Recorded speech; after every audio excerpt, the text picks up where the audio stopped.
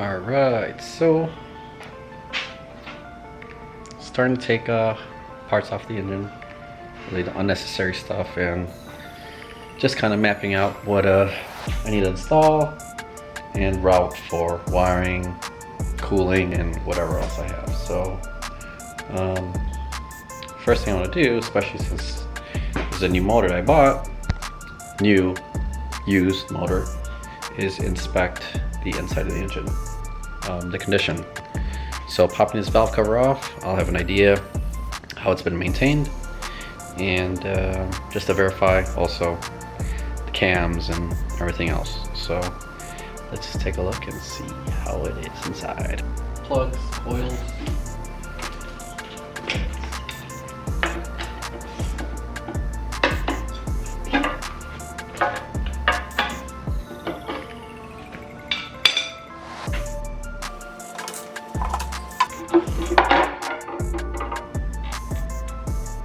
Wow. Check this out. That is what you call clean. Clean. Looking at that, I think I chose the right motor.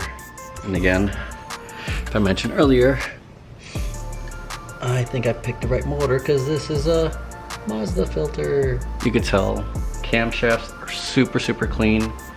The caps, super clean. Chain, gearing, gears, everything underneath the valve cover is extremely clean. They do advertise in most places, low mileage, good compression, whatever. You know, normally you trust them, but you always got to check for yourself.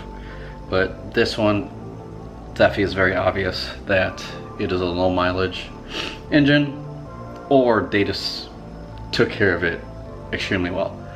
Another thing I noticed, the coolant that's been leaking out of here is like that greenish turquoise coolant, which is the OEM coolant. Because some people just use, you know, the mixable stuff or whatever, you know, the typical green, but is the Honda stuff, the OEM stuff. So maybe they just brought it to a dealer, or they just know how to take care of it. So very happy. Clean. And again, let me start taking stuff off. Manifold, I already have the S2000 on the way, so I'll just get that prepared and get that all off. And like the mounts and even the wiring, I'll start taking it off.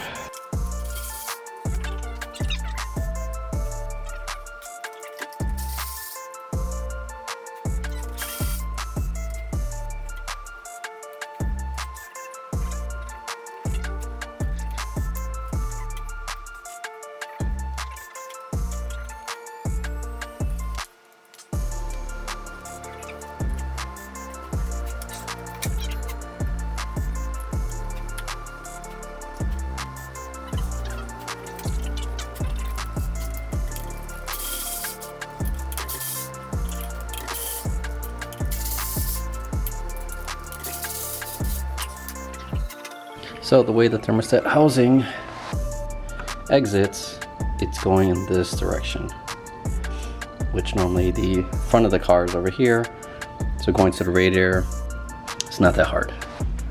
But the way my setup is going to be, this is going to be the front side of the engine bay, the nose, and going back towards the car or the cabin is not good, because the radiator is going to be located in the front. So I believe there's an adapter, I think Toge makes it, or whatever swap companies they make it, so they make like a swivel,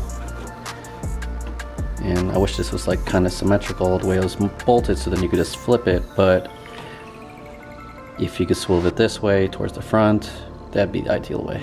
And what's this other one? This other one goes to the intake manifold.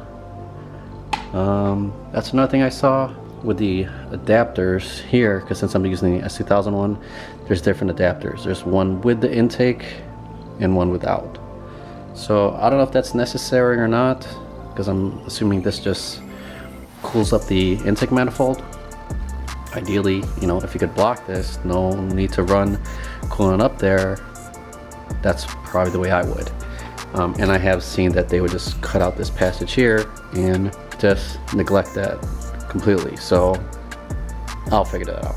I don't know, because it looks like it goes through the head too. So another thing on the list to research. Yep, this thing's strong.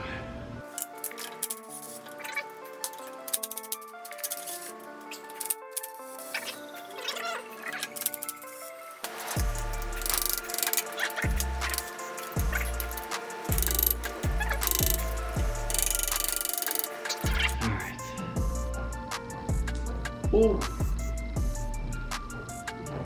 there's a lot of gas in here. Gas tanks. I don't know what CC these factory injectors are, but I don't know. I don't think I'll really need to bump them up since I'm just kind of running stock application.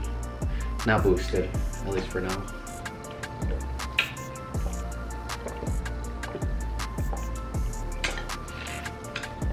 Let's take it off. 2-part manifold. This kind of brings it away from the head, and another one extends and goes down. The S2000 or aftermarket ones just come straight out, straight runner, and it's just up in this area. It doesn't take up any other area there. Reason of the S2000 runner is because that's the design. But also you could kind of mate it to a K-series head.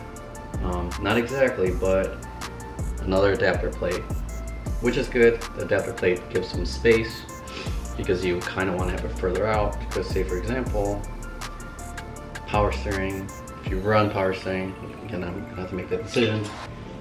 Intake throttle body is going to be generally in this area. So I don't know if they relocated, because this doesn't look like it even works, but further out here, more clearance they could get. So fully taken apart, let's take off this exhaust now. Butter. Can't believe it's not butter. Having cars in Chicago, that's something you see very often. Probably 50% of the time, they always break. That's because you see so much rust, salt. This definitely looks very aftermarket-ish, because with the tubular individual and going 4-to-1, back in the day with B series, there's a lot of 4-to-1s were very common, but there's 2-to-1, 4-to-1, or just log, where they're all casted together. So K24A, good indicator to see if it's a JDM motor. All right, so this is one of the radiator hoses, or leads to one, and here's the second one. This is going to be where the firewall is at, so that goes directly into it. Well, this is where it's going to be, but this is going to be lower down. So I think there's an adapter, which either like a 90-degree or either which way, that way or this way. I'm assuming this way, since this is already here. Might as well run both of them together.